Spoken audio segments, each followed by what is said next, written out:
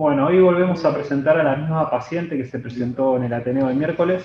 Para recordar un poco el caso, se trata de una paciente de sexo femenino de 36 años, que no tiene factores de riesgo, tampoco tiene antecedentes cardiovasculares. Como otros antecedentes, tuvo un embarazo por cesárea hace ahora 11 días, 12 días. Durante todo el embarazo no hubo ningún tipo de complicación. Sí refería, digamos, cierta disnea en el último mes, 2 meses, que esta disnea se acentúa bastante en el postparto, llegando a una disnea en clase funcional 3-4, asociado a episodios presincopales ante esfuerzos mínimos. Ese es el motivo por el cual consulta en este centro. Habíamos visto esta radiografía de tórax, los vitales al ingreso que habían sido de 120-80 la TA, con una frecuencia cardíaca de 120, saturando 89 el ambiente, taquineica 26 respiraciones por minuto. No tenía edemas en miembros inferiores, sin soplos y un laboratorio con hemoglobina de 13, función renal conservada, calemia 3,7, BNP 3200 y troponinas de 29. Habíamos visto este electrocardiograma del ingreso de esta internación, que era diferente a los electrocardiogramas previos de ella. Teníamos este del año 2017 y uno muy similar que se ha hecho en el prequirúrgico de la cesárea. Acá no sé si lo pasaron el otro día, buena función izquierda y el ventrículo derecho un poco distendido. ¿La tenés otra imagen en esa? Sí. Que corto, alguna cosa de eso. No. Hay un eje corto. Ahí está el eje corto del ventrículo izquierdo que se contrae bien. Un 4 cajas. Lo que decía César, ¿no? En el eje corto no tiene mucha ganancia el eco, pero se ve el aplanamiento septal. Ahí se ve la dilatación de la arteria pulmonar. Ese es un eje subcostal que se ve los grandes vasos, ¿no?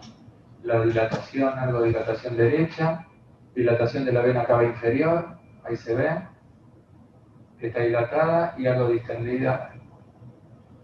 Ahí colapsa la vena cava inferior en este plano. Bueno, acá más o menos lo mismo, ¿no? Bueno, ahí tiene una influido tricuspidia central. Y después otra cosa, aplanamiento septal, como dice César, acá se ve también el movimiento septal del subcostal. Dilatación derecha y dilatación de la arteria pulmonar, como vimos antes. Y la cava colapsada, ¿no? Y una insuficiencia tricuspidia central. ¿Y se ve la presión pulmonar que midió el eco, por lo menos el eco? No quedó grabado, pero no quedó grabado. Le midieron, Luciano le midió 71, creo. 71, Luciano. ¿Este es el eco de ahora? No. El primero. ¿Por qué alguien comentó que tenía 23 milímetros de vena cava en algún momento? Y yo no lo... A ver. En este tenía dilatación. Lo que pasa es que ahí... El otro día alguien dijo... A ver, ahí ese... ¿Cuánto tiene eso? ¿Cuánto te parece con lo que tiene? 1,8. 1,7, 1,8, sí, eso tiene. Más o menos. Ahora está polarizada. No. ¿Tiene más o menos? Está igual que ahora. De hoy todavía no tiene. Pero una pregunta. En el eco que mostraron antes, ¿las dos cavas son iguales o una es distinta que la otra? Este es el eco de que... El mismo eco que mostramos. El mismo eco de recién. El de recién. El de recién. Alguien comentó que tenía en un momento dado 23 milímetros. A mí me quedó ese comentario del doctor Creo que había Lillo. una medición de Iván, ¿no? ¿Cómo? Me parece que hay una medición de Iván. Ok. Ahí se ve bien la cava, ¿no? No, está perfecto. Pero lo que me pregunto es si lo otro... Me pareció que alguien dijo, sí, tenía 23 milímetros. A ver, ¿hay un informe del eco de eso o no? O 21. Sí, debe estar. Bueno, está bien, no, está bien. Ahí por lo menos la visión. No, está perfecta. No, la pregunta es ¿cuánto pasó entre un eco y el otro? Que es el mismo eco. Este es el mismo. Ah, es el mismo estudio. Primero. Bueno, listo, no tiene esa de la cava y se acabó, ya está. Sí. Disculpame, secretaria, así, tal. Le hemos hecho una angio-TC al ingreso con la sospecha de TEP, que resulta negativo. Y se hizo además un centellograma BQ. Lo que informa el centellograma es un defecto ventilatorio en el segmento superior del lóbulo superior izquierdo, de menor extensión y severidad de lo observado en el estudio de perfusión. Y ellos lo que ven es que tiene defectos perfusivos, y que podrían corresponder a embolia pulmonar en primera instancia. ¿Qué significa primera instancia? No, lo que dicen ellos es que tiene efectos perfusivos y que como primer diferencial por ese patrón les parece que puede ser por embolia. ¿Admite alguna otra posibilidad que no se embolia eso? Al menos no lo especificaron. Perdón, Nacho, sí, adelante. Yo fui a Cámara Gama y hablé con dos médicas distintas, las dos médicas, la que informó el estudio primero no estaba, hablé con otra, informó lo mismo, ciega, sin saber lo que había informado, y después hablé con la que había informado por primera vez, quedamos en hacerle la ventilación para ver si había mismatch o no era mismatch, y la realidad es que para mí, y yo sin ser un experto, no veo y ellos decían que parece cierto, que hay una distribución heterogénea, no es homogéneo la distribución del parénquima en todos los pulmones. Hay unas zonas donde hay como un efecto triangular de base con el vértice hacia el ilio, que uno lo mira y dice, eso parece un TED.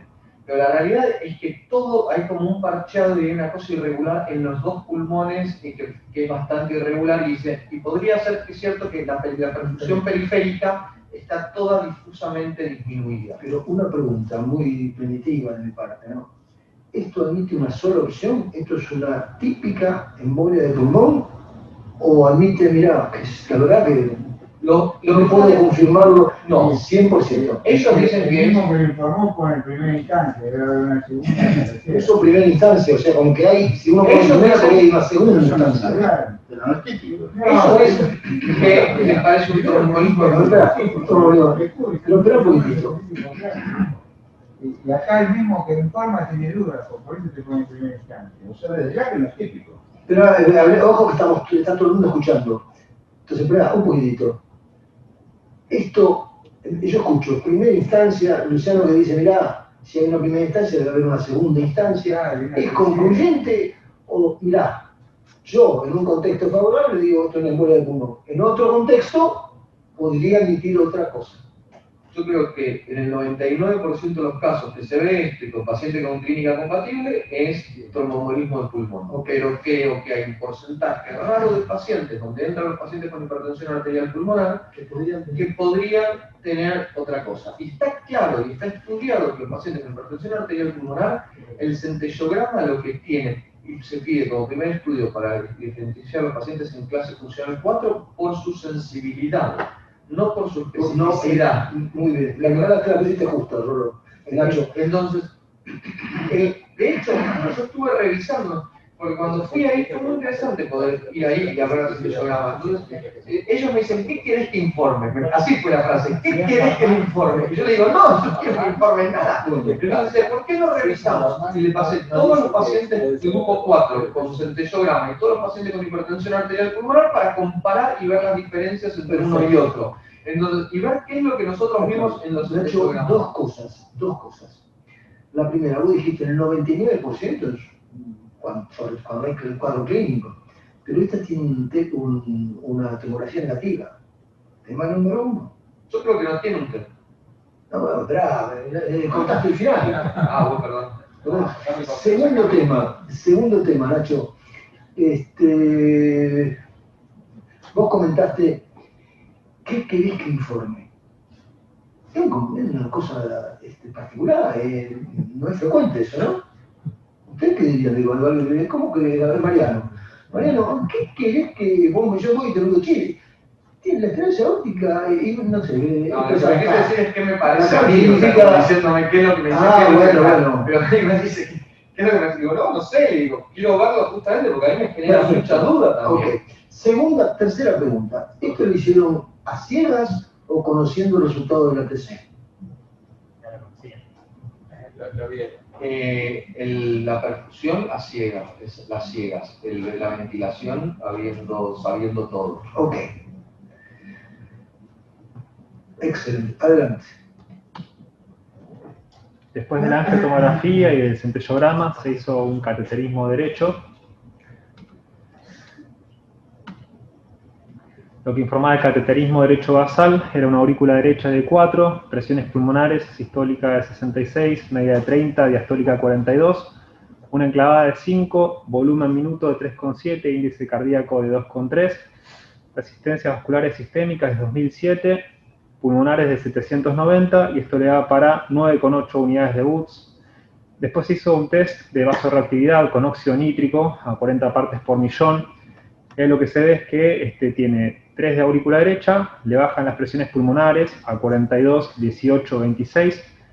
La PCP se maneja en los mismos valores, pero sí le aumenta el volumen minuto a 5, un índice de 3,1, resistencias sistémicas de 1600, y las pulmonares caen de 790 a 320, y eso le da para 4 unidades de Woods. O sea que pasó de 8 dijiste unidades de Woods de entrada. Sí, ahí está Pato en el Zoom, no sé de si 9 quiere comentar algo. a 4, de 9 a 4. Sí, pasa de 9,8 a 4. 9,8, casi 10 a 4. Está el equipo de catéteres que hizo el estudio ahí en la nube. No, solamente comentar eso, que tuvimos que utilizar óxido nítrico con la ayuda de la gente de kinesiología y de anestesia, y tuvimos una respuesta positiva. La presión pulmonar media cayó de 42 milímetros de mercurio a 26. Son más de 10 milímetros de mercurio por debajo de 40 de media, sin disminuir el gasto cardíaco ni potensarse el paciente, así que la respuesta es positiva. Patricio, una pregunta. Respondedor. ¿Ustedes cuántos estudios de vasorreactividad pulmonar han hecho hasta ahora, desde que comenzó esta historia? ¿Cuántos estudios de vasorreactividad pulmonar hicieron en pacientes con hipertensión pulmonar? Más o menos. ¿100 estudios? ¿200? Más. Espera un poquito. ¿Desde cuándo? ¿Con óxido nítrico? Con óxido nítrico, muy pocos. Muy pocos, 2 o 3. Entre el año pasado y este año. ¿Con todos cuánto hicieron? Y con todos, la verdad que es muy difícil de decir, pero 200 estudios lo han hecho. A ver, está el doctor. acá Marcela me dice más de 200. Más de 200. Pregunta número 2. ¿Cuánto hicieron con nitrito, con óxido nítrico? Con óxido nítrico, 2. 2 casos. ¿Cuántas veces vieron que la hiperresistencia pulmonar cae de 10 unidades de Wood a 4?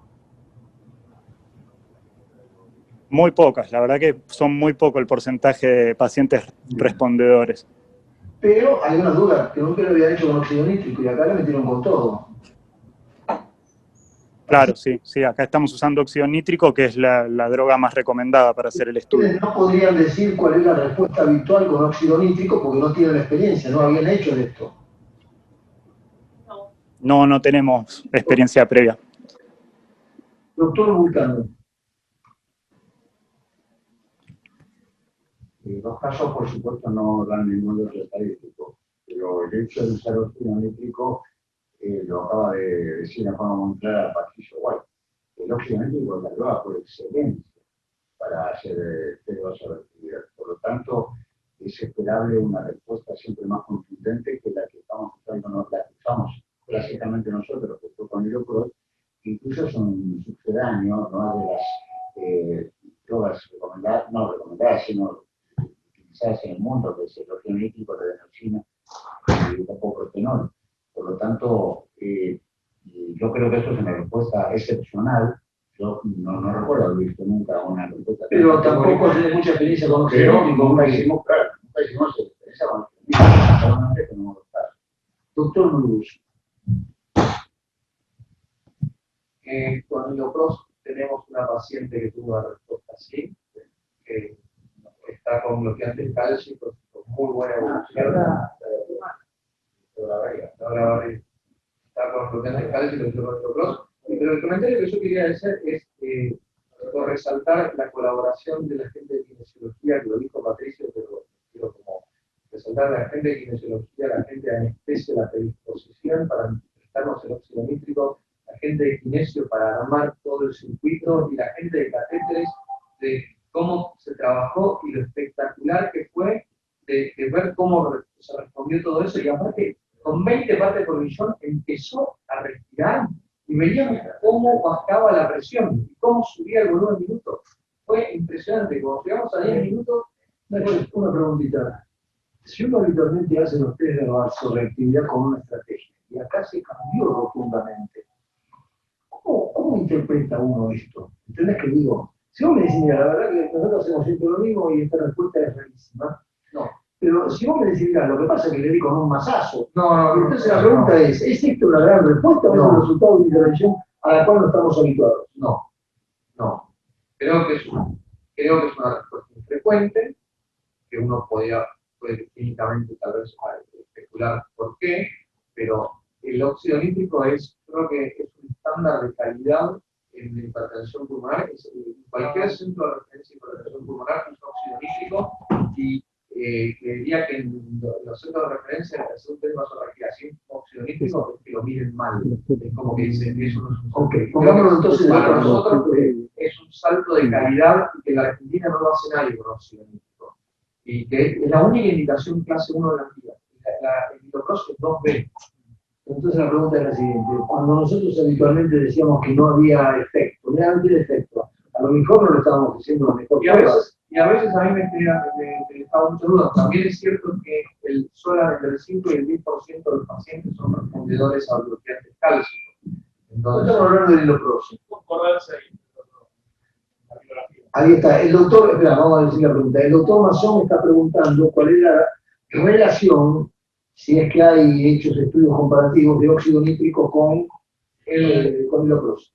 ¿Cuál es la gran diferencia? O sea, no se hace de rutina, si haces un estudio no se hace de rutina con el otro.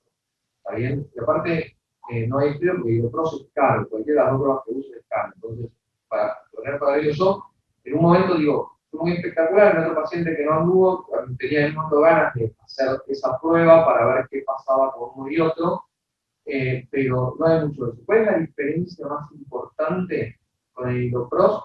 Es no tanto en la efectividad, sino que no aumente el óxido nítrico. Vos te asegurás que el aumento del volumen minuto es genuino por aumento del gasto de la resistencia vascular periférica. Perfecto. Porque el Ilopros tiene efecto sistémico en la resistencia sistémica. El óxido nítrico no lo tiene. Entonces, la mayor diferencia está en ese momento, en ese punto. Porque con el Ilopros te puede llegar a aumentar el gasto, pero también por caída de la resistencia sistémica. Entonces, el óxido nítrico, al ser una vida media muy corta y solo respuesta a nivel del lecho pulmonar, vos te sacás del medio todo, tenés mucha más seguridad por la relación de la vida media y te sacás de cualquier duda de que la respuesta no sea por el árbol pulmonar. Pero cuando cae la resistencia siempre aumenta el volumen de minutos. Claro, pero aumenta el volumen de minutos porque caen las resistencias pulmonares. Y los pros baja las resistencias pulmonares, pero también baja el efecto sistémico. Eso tendría poco efecto. Bueno, tendría en realidad poco efecto, porque el volumen minuto va a depender básicamente del stock que se genera a nivel pulmonar. O sea que si no pasa volumen minuto a través del lecho pulmonar, no puede aumentar tampoco el lecho sistémico. O sea que lo que vos decís es correcto, pero no influye tanto en el resultado. Coincido en que la droga de elección, por lejos, es el óxido nítrico, es el patrón. vamos a preguntarle a los técnicos. Una cosa más, lo pronto está validado. O sea, no es que uno utilice una droga porque... A ver, Marcela y Patricio, ¿qué tan complicado fue haber hecho este estudio? En realidad, complicado no fue para nada. Como son los primeros casos que hacemos con óxido nítrico, hubo que pedir asesoramiento a la gente que lo usa habitualmente, que es la gente de anestesia y la gente de kinesiología, que nos dio una mano también con el manejo del respirador. Porque esto se hace una dilución de partes por millón del óxido nítrico con oxígeno suministrado por el respirador. Pero una vez que, si tuviéramos manejo habitual de esto, la verdad que no es algo que tenga una complejidad que nos complique. No, igual no lo podemos hacer solo, ¿eh? Falta decirles que... Acá me pide Marcela que aclare también que es algo que hacemos con el equipo de anestesia, que es algo una actividad multidisciplinaria. De varios grupos. El doctor Mazón, como al pasar, preguntó, humildemente me parece, Walter, preguntó, ¿cuál es la relación entre una cosa y la otra? O sea, ¿alguien sabe que hizo las dos pruebas con óxido nítrico y con Ilopros y más o menos la respuesta fue el doble, el triple, qué sé yo, algo que vincule una cosa con la otra, o nadie, o eso no está comunicado. No, no es algo de... Porque no se hace lo pros. Porque en el mundo no hace porque no se hace, básicamente no se hace. Perfecto.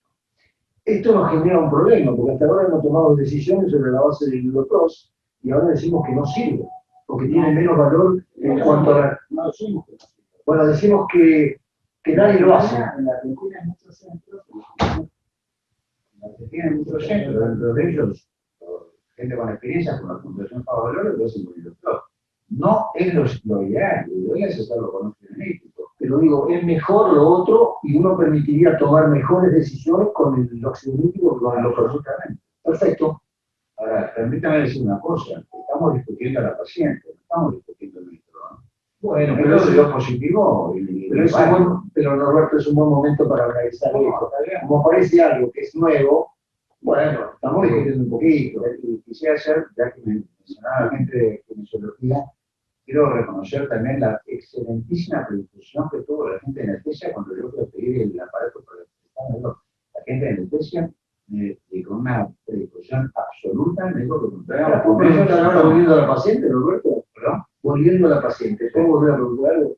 ¿Por qué habitualmente no lo piden y acá lo pidieron? El óxido nítrico.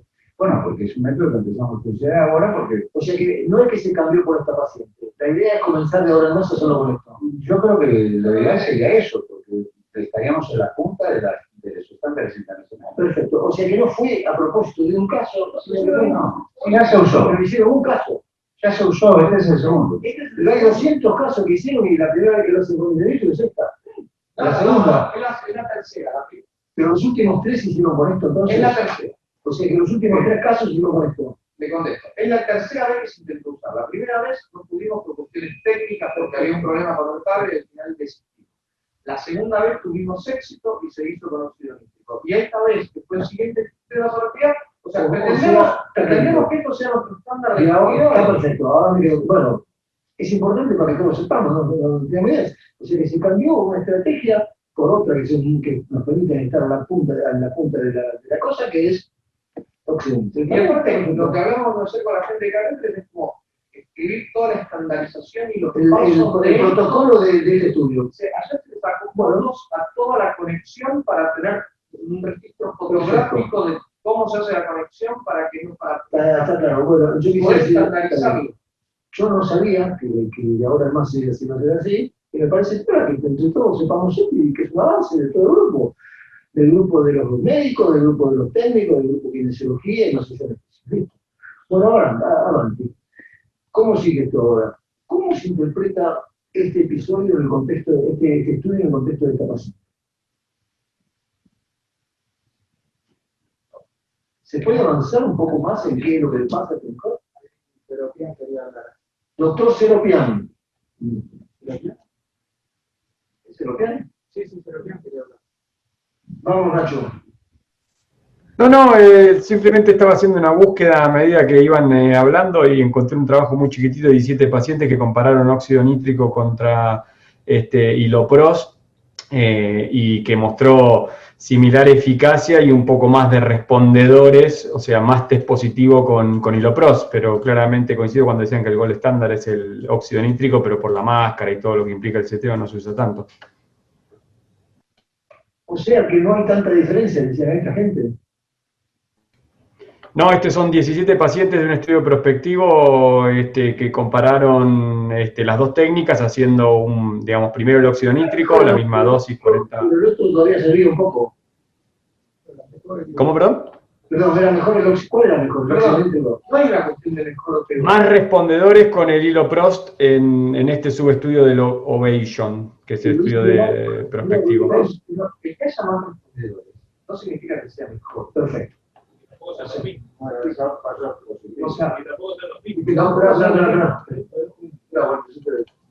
No significa que sean mejor o que sean peor. ¿Para qué hacemos un test? La pregunta es, ¿para qué hacemos un test de vasoreactividad? O sea, no hacemos el test de vasoreactividad para ver si tiene vasoreactividad o no. Los pacientes a los cuales se les hace un test de vasoreactividad, los pacientes que no tienen vasoreactividad no responden al tratamiento con bloqueo de calcio. ¿Okay? incluso está contraindicado usar bloqueantes cálcicos. Los pacientes se pueden sincopar y no tienen se hipotensan. El técnico no tiene aumento de la Está diciendo, no interesa el grado de respuesta, sino el número de pacientes que respondieron. Déjeme terminar. Así sería. Entonces, los pacientes que responden, que tienen respuesta de vasoreactividad, son en ese grupo de pacientes están los verdaderos respondedores a bloqueantes cálcicos. ¿Qué es un paciente cuando es verdadero respondedor a bloqueantes cálcicos? Cuando uno le da bloqueantes cálcicos y prácticamente lleva a la casi normalización de su presión arterial. Es decir, un tipo que estaba en 45 va a 20, 25 de 20. Nacho, volvemos al tema central. No sirve para saber si tenemos que dar bloqueantes cálcicos o no. Mi Sí, pregunta es lo siguiente. ¿Alcanza con el hilo 2? Porque en realidad se responden más con óxido nítrico, pero el número final de respondedores es el mismo. No alcanza. No entiendes, porque no importa si son respondedores o no. Lo que importa es, o sea, cuáles van a ser respondedores sostenidos en el tiempo. Entonces, con Ilopros pueden responder más porque aumenta el... ¿Pero esto para qué lo hacemos? Para saber si les podemos dar bloqueantes cálcicos o no. Entonces, para eso. Sí, pero yo esa respuesta la voy a ver en 6 meses. Porque algunos pacientes que puedan responder bloqueantes cálcicos... No importa, pero Nacho, no le interesa cuando va a dar la respuesta. Cuando nosotros hacemos la prueba y la prueba es positiva, vos le das bloqueantes cálcicos. Perfecto, entonces volvemos a hablar, no me interesa. Si lo que está diciendo acá Nacho dice, mira, el número de respondedores cuando veo con el propio como trigo nítrico, le vamos a terminar dando más respuesta. No, pero de esos respondedores, cuando usted los subió a 6 meses, ¿cuáles sean verdaderos respondedores? Pero ese ya es ¿Cuáles otro. no son verdaderos Pero respondedores? ahí estamos en otro número, ahí estamos en otra problemática. Walter, Sí. yo puedo tener pacientes que me responden todos. No, pero ahí ya es la tercera variante. Ya no es la relación, Por eso le estoy diciendo, sino que es la respuesta de cuáles son los verdaderos Quiere respondedores. decir que el óxido nítrico pasa a ver a verdaderos respondedores con Que los bloqueantes cálcicos. El estándar es que los verdaderos respondedores son los pacientes con óxido nítrico, por lo que le decía antes, porque el Ilopros le puede aumentar el volumen minuto por efecto sistémico y que en realidad no sean verdaderos respondedores. Yo por lo menos estoy saliendo a los magones igual, pero o sea que el tema sería que con el óxido nítrico uno tiene mejor perspectiva de lo que va a pasar en el tiempo, aunque las respuestas sean iguales a óxido nítrico y otros. Eso ya es más fino que lo que estamos teniendo hace un ratito. No, claro, lo que decía Nacho recién es que una cosa es cuánta cantidad de respondedores hubo con A y con B, y después si fueron los mismos respondedores de A, que también fueron los mismos respondedores. Puede ser que la concordancia no sea buena. O sea, quizás el número de respondedores fueron los mismos para las dos técnicas, pero no fueron los mismos pacientes. Porque con uno igual también puede ser eso. Pero eso es lo que yo preguntaba. Si la concordancia es mala, entonces tenemos un problema. Porque entonces uno va a decir que sí y el otro va a decir que no. No, te estamos avanzando, porque ahora surgió otra cosa. Claro, no, lo que vale acá no es si responde o no responde, es la capacidad de predecir la respuesta con los bloqueantes cálcicos. Es otra historia. Estamos, hoy es viernes, después podemos seguir discutiendo todos los fines de semana con este tema, pero bueno, por ahora. Tienen mejor sobrevida que los no. Está perfecto, mi evolución está clarito. Está bien, está perfecto, ok. Bueno, a ver, Mariano, ¿vas a regresar a lo que ya te digo? Como primero, Perdón, que decían No, le estoy preguntando. Las guías dicen que la opción para alguna vasoreactiva, la primera opción es el óxido nítrico. Absolutamente. Lógico, es el mayor vasodilatador pulmonar que se usa. Es la única droga que es indicación que hace uno de las guías. ¿Droga para qué? ¿Para hacer un test diagnóstico? Diagnóstico. Perfecto. ¿Por qué, en teoría, no por el grado de respuesta, sino porque predice mejor si va a andar bien, mejor con eso? Dale. Pregunto como no sé, Nacho. ¿Cuál es la porcentaje, si se sabe, la posibilidad de que un paciente respondedor a bloqueante cálcico documentado, que puede tener positivo, que le dieron bloqueante cálcico y que mejoró, deje de ser respondedor al bloqueante? Alto. Ya esa es la tercera, la fase 3, ¿no? Estamos primero con la correlación óxido-nítrico y los pros, después con la predicción de la respuesta, y después con la predicción del sostenimiento de la respuesta.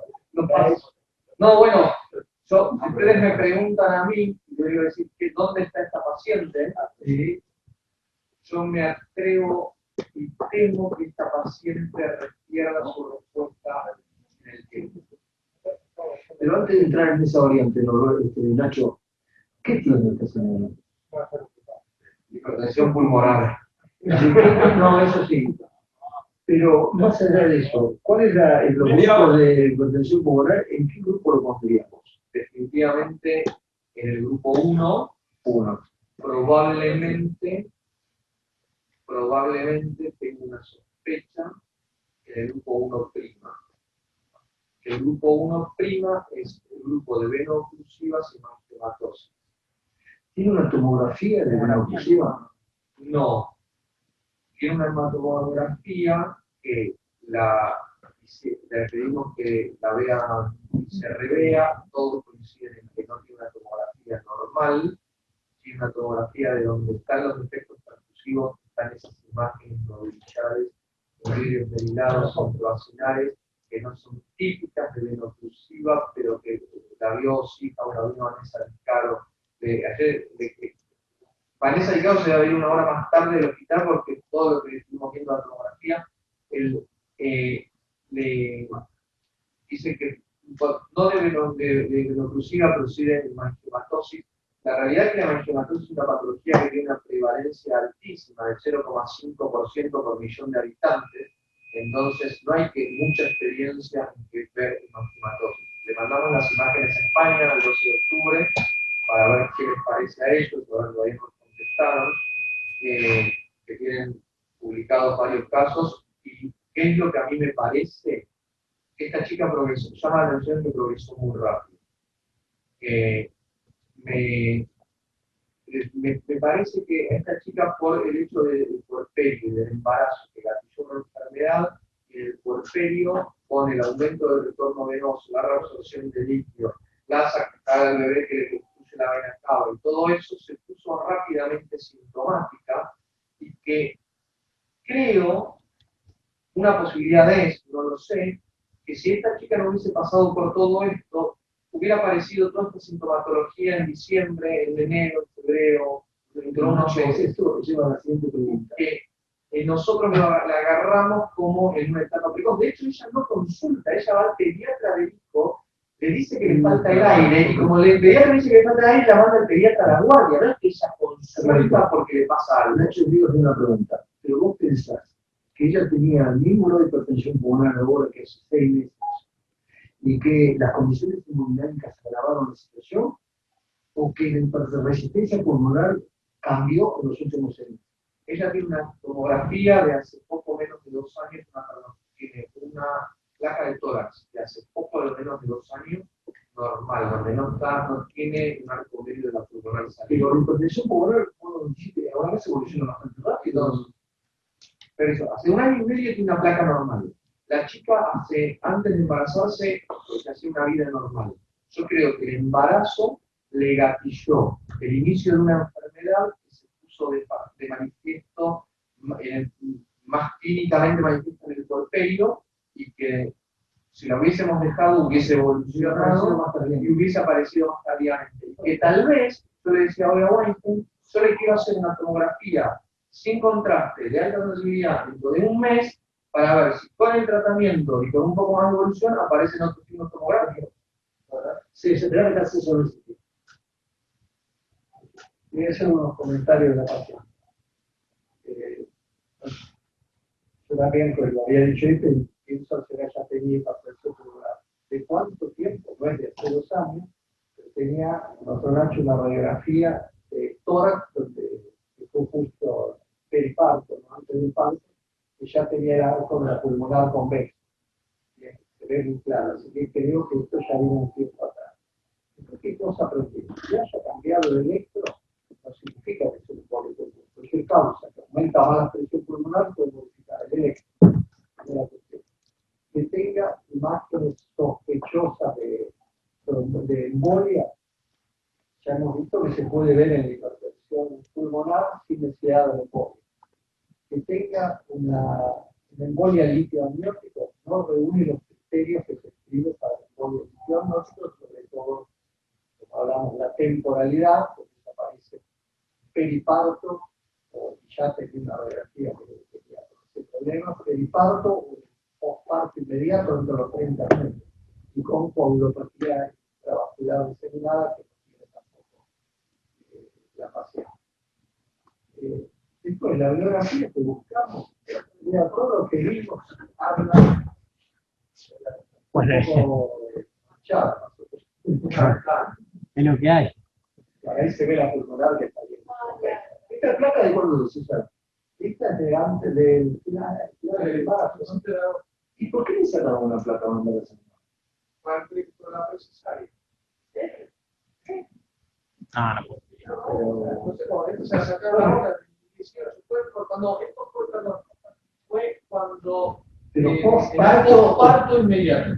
O cesárea inmediata. O cesárea inmediata. ¿Por qué le hicieron cesárea? En una cesárea previa. Ok, ginecológico.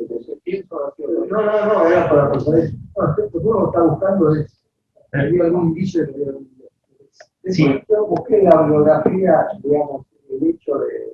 Hay un registro de hipertensión pulmonar y embarazo. Pero en realidad hay un porcentaje de pacientes que se descubre durante que tenían conocida la hipertensión pulmonar y que se embarazan. Casi todos son cardiopatías que son de clase 2, tenemos filtrado, cardiopatías, cardiopatías. Y hay un porcentaje que no es despreciable de pacientes que tienen hipertensión tipo 1, que son las que se descubren en el embarazo, porque no se sabía antes, porque no es dentro del frecuente de la patología, es más probable que la hipertensión de este tipo no se descubra hasta que aparece la situación hemodinámica del embarazo, todas las circunstancias que hay. Me parece que, no puedo hablar de la opción y todo eso, pero me parece que la señora tendría algún grado, quizás no despreciable, de hipertensión pulmonar y que se agravó durante el embarazo y en el periparto. Norberto. La razón por la cual se proscribe el embarazo en las pacientes que tienen hipertensión pulmonar importante es porque el embarazo es fisiológicamente en estado hiperdinámico y el pulmón no puede manejar, la vasculatura pulmonar no puede manejar ese flujo. Sin embargo, pues, si bien en la medida que avanza el embarazo el hiperflujo aumenta, y por lo tanto la probabilidad de que tenga síntomas incrementa la hipertensión pulmonar, el momento más vulnerable no es exactamente ni el embarazo ni el parto, sino el puerperio inmediato.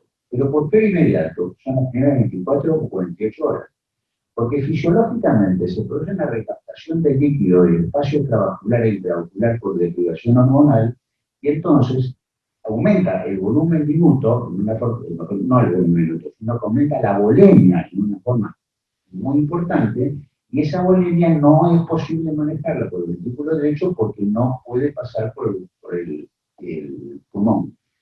La hipótesis de Ignacio, que es atractiva, a mí también parece, yo vi la tomografía computada, pero viene el teléfono, sé que no, primero no entiendo el tema, segundo que le veo una dimensión, un tamaño que no me permite sacar conclusiones ninguna, pero no es la respuesta lógica que ocurra a los 12 días. Esto ocurre dentro de las 48 horas del puerperio, cuando hay situaciones de esta naturaleza. Por eso me parece que, si bien el diagnóstico es atractivo, tiene el talón de Aquiles temporal. No se da en los tiempos en que se manifiesta en forma violenta hipertensión pulmonar, porque a los 12 días sigue habiendo hipervolemia, pero comparado con el puerperio inmediato, es del 10%. O sea que... Bueno, a mí me parece que eso es débil. Para poner en juego que tiene hipertensión pulmonar previa. Segundo tema. Bueno, está porque es débil, porque me pide una opinión, pero que tiene hipertensión pulmonar, no tiene una embolia de pulmón. No tiene hipertensión pulmonar y cirugía. No tiene una patología congénita, tiene hipertensión pulmonar y... Supongamos que nosotros hubiéramos tenido una paciente con una estenosis mitral importante y que viene a la consulta. Entonces, mira, está descompensada, tiene bien adentro, uno le hace el eco y dice, pero no tiene estenosis mitral. Sí, pero no sabía nada que tenía una estenosis mitral. Y la demanda, mira, discursó un embarazo bastante bien, no tenía ningún tipo de problema, hacía una actividad, cierta actividad física y ahora apareció toda esta historia. a nosotros nos hubiera confundido la situación, no. Hubiéramos dicho, no, mira, escucha, tenemos la tenancia central era importante, se lo puede bancar, y en un momento dado, en el pre y posparto, y en la fase posterior, podía haber gatillado, y no se nos hubiera, no hubiera generado ninguna duda en nosotros. ¿Por qué apareció esto por la franquicia de una cuestión confusional? Tiene la embolia de pulmón.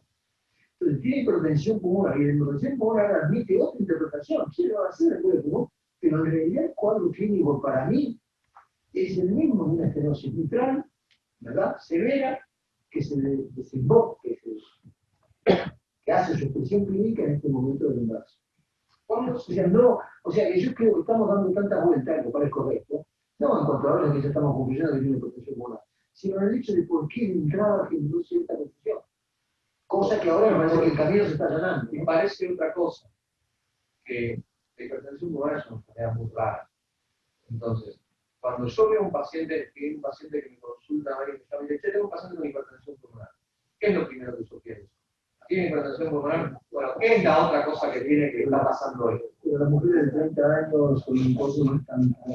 Sí, pero igual es raro. No, por supuesto, vale lo que necesita. Yo cuando veo un paciente que la última pregunta, Nacho, ¿por qué no tiene hipertensión pulmonar primaria?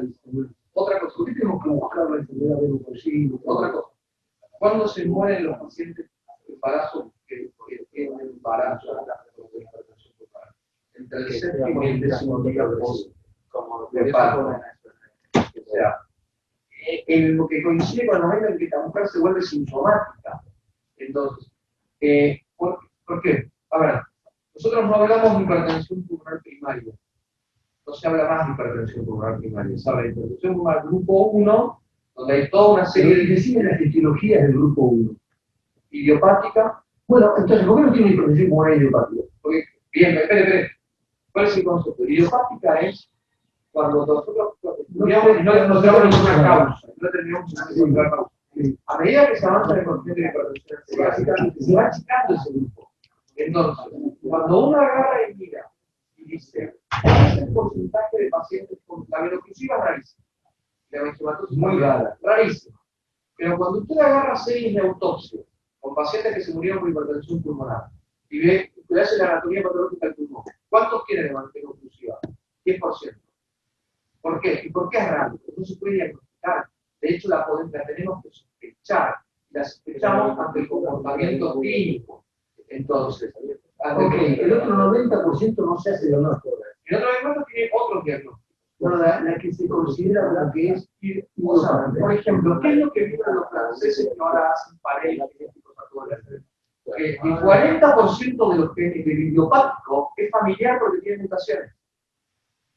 La mitad de esas mutaciones son mutaciones recesivos, que son mutaciones, porque hay dos tipos, cada vez aparecen más genes que mutantes, se encuentran en la hipertensión pulmonar. Pero el más típico es el BCR1. Pero después hay otros, el LK2, que empezó a aparecer que el 20% son LK2, y ahora aparecen un montón de otros genes nuevos que en menor medida, pero que se asocian. Entonces, ¿qué es lo que se vio de esos genes? Que la mitad son mutaciones de novo, donde no son familiares porque mutó en ese paciente y no son familiares de novo. Entonces, antes, ¿a quién llamamos nosotros familiar? Al que conocemos el familiar, al padre que se dio hipertensión pulmonar. Pero ¿por qué no hacemos test genético? En el registro francés, cada vez hay menos idiopáticas y más familiares. ¿Por qué estamos con esto? ¿Cómo estamos aprendiendo hipertensión pulmonar? Entonces, lo que antes decíamos que era una hipertensión pulmonar idiopática, ahora decimos, mira, la verdad, tiene una base genética que puede no ser congénita, que puede ser una mutación o que puede ser una mutación heredada. Exactamente. Lo mismo que la neuropatía hipertrófica. Cierto, que es idiopática, pero en realidad, bueno, ahora es lo mismo. Porque la implicancia no es que la patología sí, habrá alguna, no sé, que tendrá sí y no. Tienen, por dos cosas, tienen un pronóstico distinto, cuando tienen una mutación empeoran, y las mutaciones, cuando en una familia, las mutaciones lo que se ve, suelen saltar una generación a veces, tener penetrancia, generación de por medio, y si esta chica tiene una hija y tiene sus hijos, lo que se va a ver es que sus hijos van a desarrollar la hipertensión pulmonar a edades más jóvenes. En las familias, un sentimiento más profundo es que tiene una hipertensión pulmonar grupo 1 por una enfermedad veno-oclusiva o por todo el resto que no es enfermedad veno-oclusiva. Y por el 90% le tengo que decir por todo el resto. Con lo cual quedaríamos con una hipertensión pulmonar idiopática, probablemente si hiciera un estudio genético, es un grupo 1.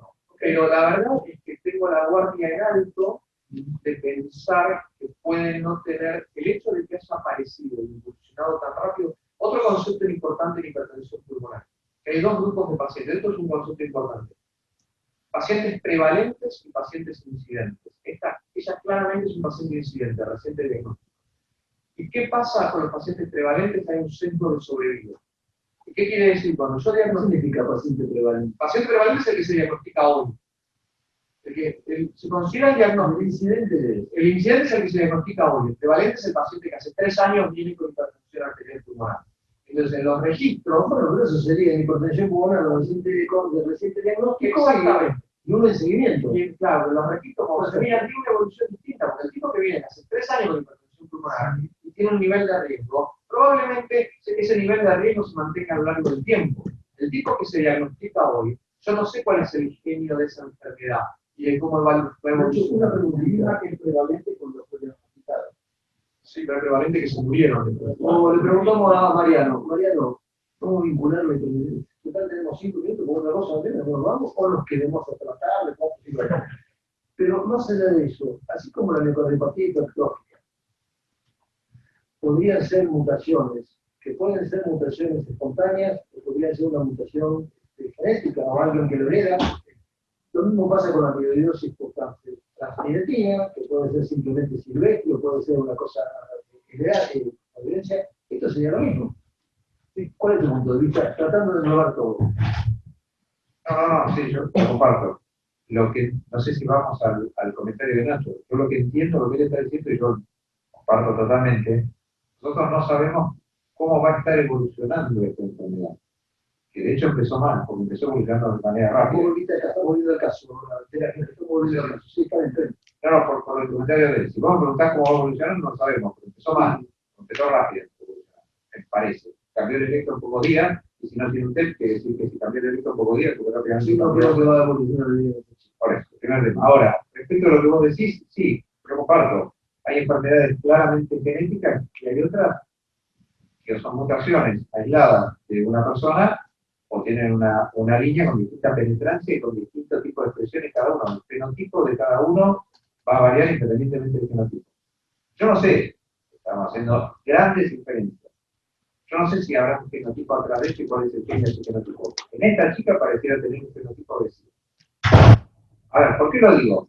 Porque tiene un arco pulmonar que cambió en poco tiempo, porque tiene un electrocardiograma que cambió en poco tiempo, porque la chica decía que estaba bajo otra vez porque tiene una sintomática. Y si eso no es por un episodio agudo de una embolia de pulmón, es porque su vasculatura pulmonar cambió dramáticamente. Entonces pareciera ser un fenotipo agresivo. Un minutito, está Nacho Bruno y después no Alberto Lucas. La chica se me preguntó, y digo, ¿cuándo vamos a saber nosotros esto en la reevaluación de los 3 meses? La reevaluación del riesgo de infección. Yo se lo expliqué a todos. A nosotros nos acaba de morder un perro. Y le digo, a este perro nos muerde porque le pisamos la cola y es la respuesta esperada del perro y que Chicho no es malo, o es un perro que es un loco que no le hicimos nada y nos vino a morder. O sea, yo no puedo saber si el embarazo y el puerperio le pisó la cola al bichito. ¿Cuál es lo que vos pensás en tu intimidad profunda? No me gusta que se pudo egresado tan rápido. Okay. Tengo alguna esperanza de que con los bloqueantes... Más una esperanza que un dato racional. Pero no bajo la guardia y la quiero tener cerca porque puede ser que los bloqueantes cálcicos no respondan bien o tengan algún efecto adverso, o ella no esté bien y tengamos que poner en lista de pacientes. Roberto, ¿vos querés contar algo? Un minuto, esperar más que no. Dejen el piso lo que acabo de decir acá. Tiene muchas cosas a favor y cosas en contra. Lo que tiene a favor es la velocidad, la forma rapidísima de manifestación, lo cual hace pensar que estamos frente a una modalidad agresiva. Pero tiene por el otro lado una modalidad de respuesta vasoactiva que nos permite sospechar de que va a tener un poco de evolución de los pacientes vasoreactivos que son de mejor evolución. Ahora, ¿cuál va a ser más en el taquicardia? La verdad, no. O sea que en el cajón de las etiologías, uno de los caseros decía, idiopático cada vez va a haber más, va a haber menos. Sí, pero, Lo que sea, pero va a haber menos. Probablemente va a haber más, perdón, y va a haber más cosas genéticas, pero también eso va a haber un camino complicado, es un camino tortuoso de la genética también. Es muy complicado, ¿no? Me parece a mí que va a ser. Algunas cosas son muy duras, pero mucho es todavía más normal, ¿no? Arturo, la terminología idiopática no hace más que demostrar la ignorancia médica frente a las cosas que no conocemos. Muchas cosas fueron idiopáticas y fueron dejando de ser a medida que se avanzó en el conocimiento. ¿Okay? Esto quizás dentro de 10 años deje de llamarse grupo 1 idiopático, no exista más. Existan las infecciones pulmonares con nombre y apellido genéticamente determinadas. Lo que pasa es que por lo menos no disponemos de recursos. ¿Nos vamos media hora más? ¿2 horas? ¿1 hora y media o no vamos? Tratamiento y seguimiento. Perdón. Tratamiento y seguimiento. Como es respondedora, bloqueantes cálcicos y felipina, estamos articulándole la dosis. En el principio ir con precaución para que no se hipotense, pero lo está tolerando bien. Y el seguimiento, yo creo que la semana que viene se está bien darle el alta. Y lo que está ahí, nosotros seguimos a los pacientes un poco más de cerca de lo que está escrito, pero en Europa esta paciente se iría a su casa y a los 3 meses se reevaluaría, y que la reevaluación puede ser invasiva o no invasiva. Probablemente, como es responder a bloqueantes cálcicos, en este caso, por más que antes bien, a mí me gustaría tener un catéter invasivo y saber de vuelta con test de vasoreactividad para ver si hay vasoreactividad residual o no. ¿Qué quiere decir esto? Que puede llegar a estar muy bien clínicamente, pero yo me encuentro que tiene 28 de media hora. Le doy óxido nítrico y me baja a 22 de media. ¿Qué me dice esto? Le tengo que dar más bloqueantes cálcicos, porque todavía tengo un espacio para mejorar. O sea, tiene vasoreactividad residual. Entonces hay que llegar a la near normalization, o sea, la paciente casi sea lo más normal posible y que no tenga vasoreactividad residual. ¿Cuánto va a ser la dosis de cosas? Mifedipina, y queríamos empezar con 10 miligramos cada 8, pero el hospital tiene 30 de liberación prolongada, así que 30 de liberación prolongada. Yo creo que el cateterismo electrocal es mandatorio. A mí me parece que es mandatorio porque vamos a eso que no conocemos. Esto no es una evolución, no es un paciente nuevo, y yo no me conformaría con menos con un cateterismo derecho. Es una pregunta indiscreta. ¿Por qué no se puede hacer el seguimiento, luego de tener un diagnóstico firme, el seguimiento de la respuesta terapéutica por el eco? Acá hay bastante coincidente. Lo digo exactamente. Obvio, no pedir no. Porque, a ver, el eco me va a dar, el eco sirve mucho.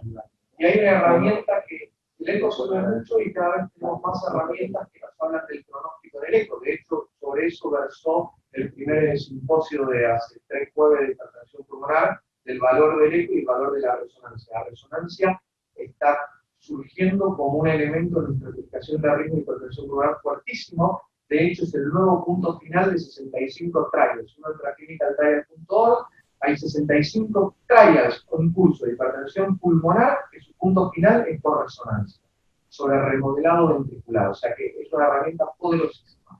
¿Cuál es el problema solamente con eso? Que todo lo que está estandarizado, todo lo que está evaluado tiene que ver con parámetros clínicos y parámetros hemodinámicos. Y esos parámetros hemodinámicos tienen que ver básicamente no con la presión pulmonar, sino con el volumen minuto y la resistencia vascular y la saturación venosa mixta. Entonces, a mí me puede caer el volumen, la presión pulmonar en el eco, porque el paciente está chocado con un índice cardíaco de 1,4 porque me claudicó el ventrículo derecho y no me levanta más presión pulmonar. Bueno, a ver, Mariano, y el otro, sí, está bien, lo que está diciendo él es mejor la resistencia que la presión sistólica. Pero mi pregunta es la siguiente. Es un enfermo que anda caminando por la calle sin ningún otro parámetro del deterioro de la perfusión. ¿No alcanza el eco? Nosotros podemos dar muchísima información, yo diría por las imágenes, como dijo Nacho, que desde la función ventricular por parámetros no invasivos, la morfología de la cavidad y una estimación bastante buena de lo que es la hemodinámica sin saturación venosa. ¿Qué quiere decir esto? Una estimación bastante buena de las presiones pulmonares, el volumen de minuto y una inferencia de la resistencia,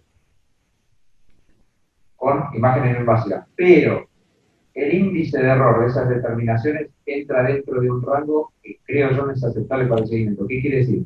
Si bien tenemos una buena correlación, y yo le puedo decir a ver qué volumen de minuto yo le calculo, y qué presión pulmonar, y consecuentemente qué resistencia pulmonar, el rango de error, que está alrededor del 20% más o menos para arriba y para abajo, no es aceptable para el seguimiento de un paciente de esa característica. Sí, lo que podríamos hacer, y creo eso sí, es decir, ¿para dónde está orientado? Es decir, mirá, para mí el ventrículo derecho está mejor, más chico, mejor contractilidad, la presión cada vez más baja y me parece que el volumen aumentó. Eso nosotros generalmente lo hacemos. Pero la sintonía fina que requiere esto, de decir de si las resistencias están en 5 unidades de gusto, en 3, ahí tenemos mucho error. Bueno, listo.